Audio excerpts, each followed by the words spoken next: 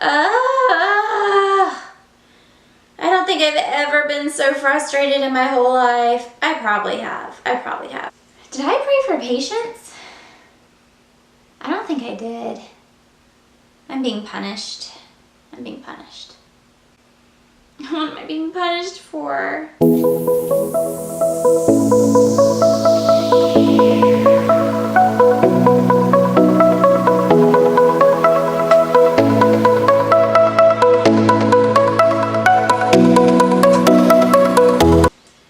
Hi, it's Jessica again with week 30 pregnancy update video.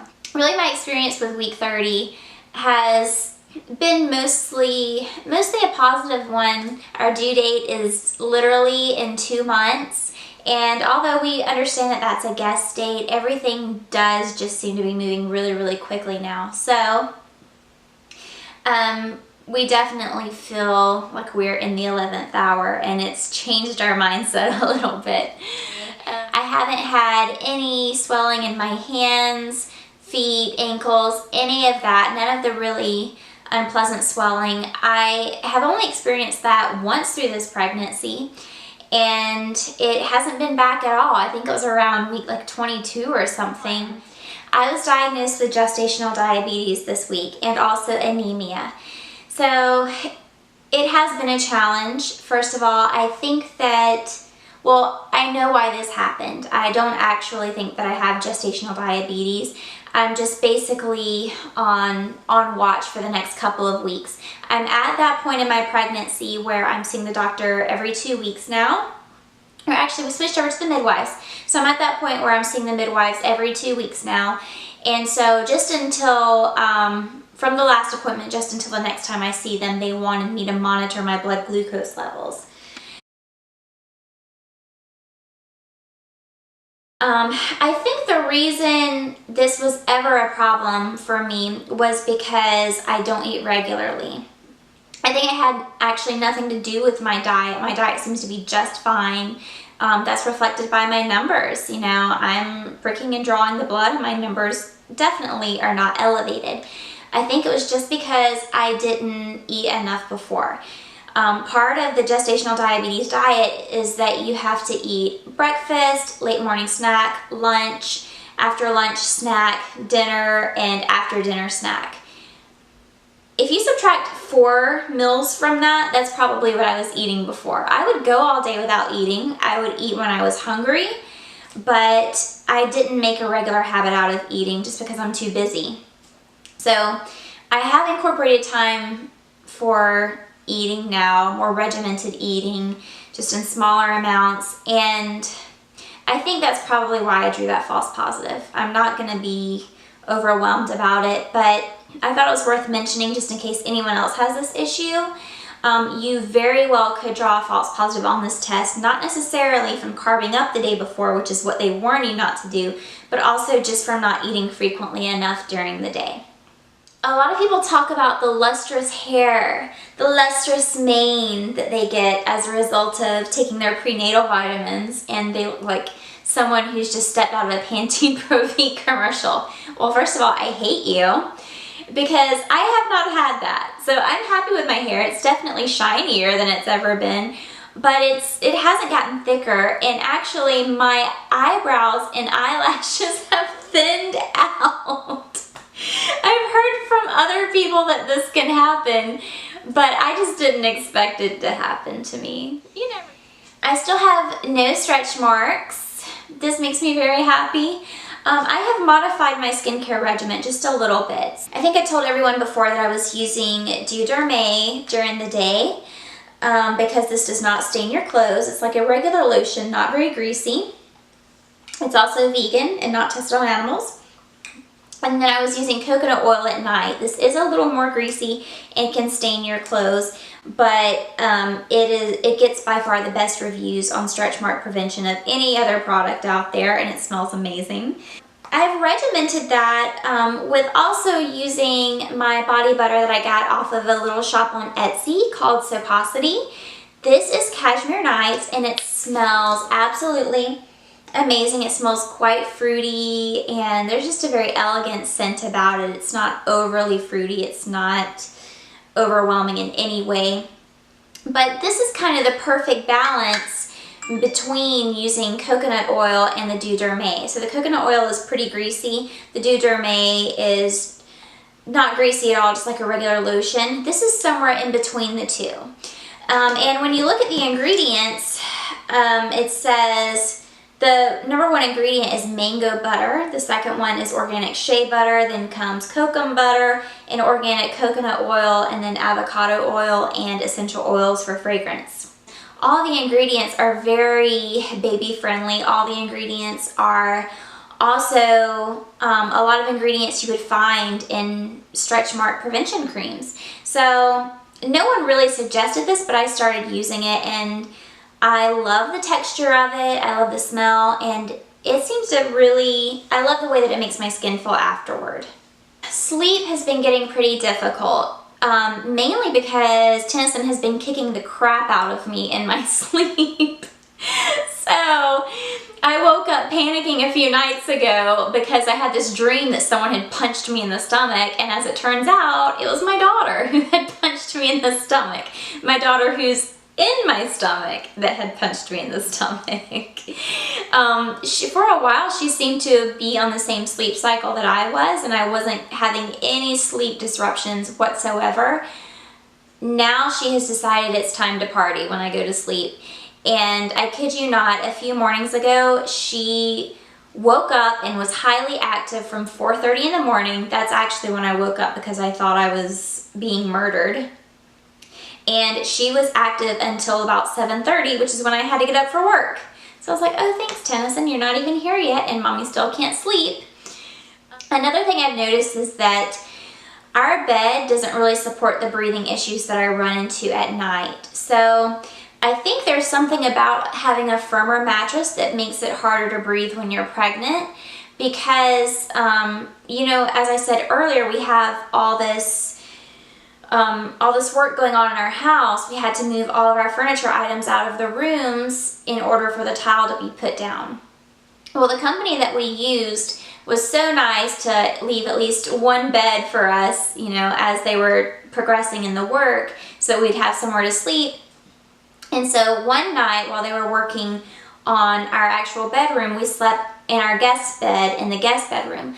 That mattress is like really pillow soft. And I did not run into any breathing issues on that mattress. So I do think that there is a correlation between my breathing issues at night and the firm mattress. Just because I don't find it really difficult to breathe for the most part during the day, but the second I lay down in our bed, I feel like I can't breathe at all. If that has been anyone else's experience, or if you've noticed a correlation, please let me know, because I've never heard anyone mention that before, but I think it's a really helpful tidbit to know.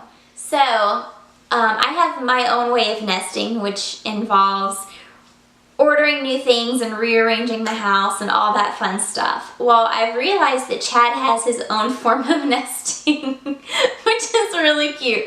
So my husband works at a car dealership, and his form of nesting is trading out our cars and buying cars that are safer for the baby. So I didn't notice it at first, but my husband had this really tall truck, and it definitely was not baby or pregnant mom friendly because I literally had to jump to get into his truck. I loved it. He looked so good driving it, but I can't imagine getting a baby in and out of a car seat in that truck. It was just crazy. So he sold his truck and got a Yukon Denali, which I also love. It's like driving a bus. Plenty of room for baby and 5 more kids if we want them, which that won't be happening. Don't anyone get excited. But yeah, so he did that. And then I really noticed the nesting on his behalf whenever he also decided to sell my car, which was a very baby-friendly car. I drove a Honda CR-V, and he sold it and got a Lincoln SUV for me to drive instead. So I really do like the new SUV. I'm going to include a little video so you guys can see it, but I really do like it. I fully appreciate that my husband is nesting right now in his own little way. I've noticed that I have switched gears into thinking about more serious things like being a good parent. It finally hit me in the last 2 months of pregnancy. Not necessarily about being a good parent. I joke about that, but more practical mom type, child type issues have definitely been at the forefront of my mind, as opposed to what was there before, like all the cute baby shopping we're gonna do, or we need to find a crib, and you know, the typical things like finding clothes and cribs and really a lot of the material things. Now my mind has switched focus onto things like, you know, vaccinations or finding a good pediatrician. Another thing that's really important to us is not having the umbilical cord clamped early. Like, I want to wait until I pass the placenta for her umbilical cord to be clamped after it stops pulsing, so that she can actually get all of her cord blood, which should build up her immune system. A lot of studies have shown that by cutting off the cord blood, you actually lose a lot of nutrients to the baby. So we're not wanting to do that. We're wanting to wait until after I pass the uterus and after the cord stops pulsing, which is a good indication that the blood has drained out of it into the baby. And then we want to cut the cord. So it's just things like that. I've noticed that my brain has really switched gears, and that just lets me know that I'm on the right track, that I'm getting ready. My body knows what to do, and I'm really comforted by that. We have switched from seeing the doctors to the midwives at our practice. So we were treated very well by the doctors at our practice. We have 0 complaints. The reason we switched over to the midwives is because we are looking to have a low intervention birth. We are not planning on an epidural, and there are multiple reasons why, but we don't have anything against anyone that wants an epidural. I understand that the pain management is there. I understand why people do it. I'm not even opposed to doing it myself completely. I would just really like to try it without the epidural first. My husband and I are taking a lot of steps in that direction, so we know we can't just go in with an open mind and say, okay, we'll see what happens, because I would more than likely cave into the pain and get an epidural. We are instead really just focusing our mind on a lot of the pain alleviation from things like hypnobirthing. We also have our doula, who practices sacred pregnancy type pain management. And there is also a birth skills book that I'm reading, which talks about other ways to, you know, exercise during labor. I know that sounds like such a foreign concept to most people. It sounds like a foreign concept to me as well, but it's not necessarily like going to the gym, really hard, intense workout. It's just different methods of alleviating pain during pregnancy. I'm gonna try that out, and in 2.5 to 3 months, I will let you guys know how it goes. But that's why we switched over from the doctors to the midwives. The midwives are more geared toward assisting women who have unmedicated childbirths through the whole laboring process. So we actually would have really enjoyed to have Tennyson at home, but our insurance would not cover a home birth, which is typically performed by a midwife within a freestanding birth center. The closest freestanding birth center that would actually be covered by our insurance was in Gainesville, and we live in St. Augustine. It's just simply not close enough. One of the criteria for our insurance company was to have a licensed physician on staff at the birth center. Otherwise, they do not cover anything. There is no reimbursement, yada, yada, yada. I was really upset about that. You know, that we have like the highest level tier insurance that you can have. It's not cheap. It's quite expensive. And under those circumstances, I should be able to have whatever birth I want. And 2, I really don't I mean, I get that the liability, they think there's a liability issue with having a midwife rather than a physician. I get that they think that, but midwives are completely capable of delivering babies. And the part that really offends me is that if I wanted a really complicated birth, like if I wanted to schedule my induction, if I wanted a C-section and a tummy tuck afterwards at 9 a.m. on Thursday morning, my insurance was like, yeah, we got you, girl, no problem. You go right ahead, you do your thing. But I'm just wanting to have my baby at my house in my tub. Like, that's it. I'm not asking for an epidural. I'm not asking for anything fancy. And they're like, no. Nope. So that has been something I've had to work through. I actually went through kind of a grieving process when I got the news that we couldn't have Tennyson at home, because I am really just heavily affected by my surroundings, and I had already made contact with a really good freestanding birth center, and I really loved the head midwife that was there that would have been coming to our house. And we have a doula, so, you know, we're really prepared for a low intervention childbirth, but we're not going to be able to have her at home. We don't know what we're going to do in the future. It's pretty expensive to have them at home if insurance doesn't cover it. The fee, I believe, was $5,400. I don't know of anyone who just has that lying around besides Beyonce, and that's not us. So the way that our hospital handles it is they actually have a low intervention birthing room within the labor and delivery unit, and if for some reason that room is occupied, they will turn any other hospital room on the labor and delivery unit into a low intervention room. So they'll take a lot of the beeping plastic medical equipment out that's so uncomfortable for me and so overstimulating. And they will put oil diffusers in the room, as well as some peaceful music or jacks for the iPod or iPhone, so you can play your own music. A lot of the rooms have birthing tubs, but if for some reason it doesn't, they'll just bring in a portable birthing tub for you. They're really accommodating. So I've made peace with where we are and the options that we have. The really important thing is that we love the staff at OB/GYN Associates of St. Augustine, and I've met all the doctors at this point. I love every one of them. The doctors were highly supportive of my decision to go the midwifery route, and highly encouraged us to do that, which you don't get from every doctor. That was really refreshing.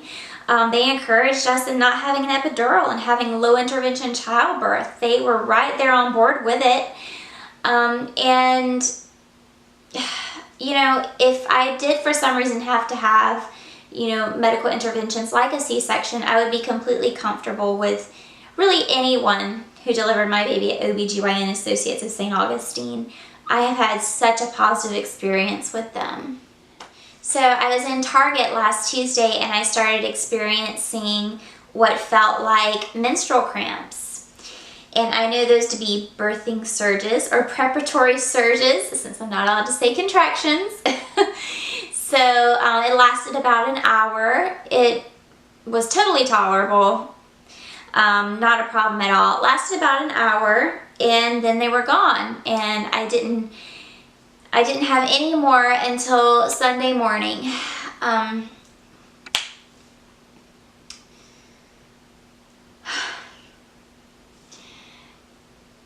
Sunday morning, our cat actually passed away, and that was when I found her. I walked out of our room and I saw her laying on the floor behind the couch, and that's not somewhere that she lays, so I immediately knew, you know, that she had passed.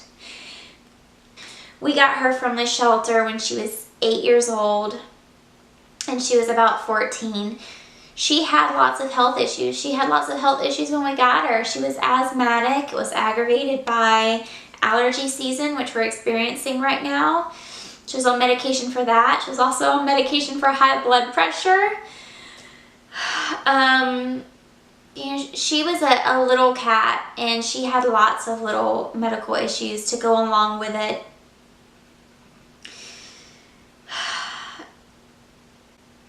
you know, part of what we do, because we have lots of, we have quite a few animals, and quite a few animals that have passed over the years, and part of the reason that happens is because we are willing to adopt animals with medical issues and animals that are older because we know that other people want to adopt them and they deserve a chance too.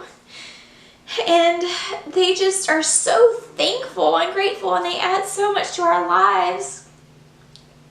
But this is one of the prices that you pay. You know, you don't get as long with them, or that you have to prepare yourself to have your heart broken more often. And so I'm dealing with it. But the reason I mention her passing is because after I found her, I of course have been grieving since. And before I found her, I only had the labor type surges one time, just that time in Target. And after I found Mona, I of course was very upset. And I've been having contractions consistently since that happened. So I found her on Sunday, and I've been having pretty consistent contractions ever since then. Not consistent as in, you know, they're coming like clockwork. It's nothing like that. I'm not in labor, definitely. These are only preparatory contractions. But because of my counselor, I know that there's a really heavy correlation between my emotional pain and my physical pain. That's why you see a lot of people with chronic depression talk about how much physical pain they're in as well. The mind and body are so heavily connected. And this was a really good example of that. You know, I've really been grieving Mona's passing, and telltale sign, I've been having contractions ever since I found her. Hi everyone. So you'll probably notice that I'm in a different outfit, and that's because it is a completely different day now. I actually ran into so many problems when I was filming the first time that I just eventually threw my hands up in the air, got so frustrated, and said, you know what, I'm just gonna try it tomorrow. So I wanna thank everyone for watching. I wanna thank everyone for hanging in there through maybe the more difficult times during this talk of, you know, me discussing my cat passing away. I really wanna thank everyone for the gifts that we've been given. We've been given so many gifts and so many like hand-me-down items. It really has been such a privilege to receive these items that are very well loved. We know that these are from your children, and you have lots of cherished memories in these items. And we really appreciate you giving them to us. I want to thank everyone for the support that they've been giving us, you know, through the first 5 months when everything was so difficult, as well as now when we're just trying to stay as focused as possible now that we're in the 11th hour and everything just seems to be moving so quickly. I want to thank everyone that bears with us during our craziness and just helps us to keep a really healthy perspective on things. So today is actually Easter. I want to wish everyone a happy Easter, and thank you for watching. If you liked the video, please consider liking the video and subscribing. Bye.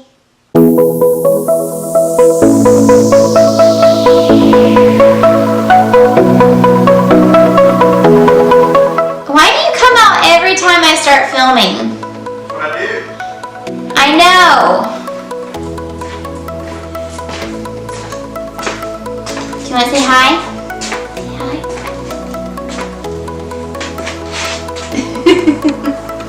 You don't want to say hi? No.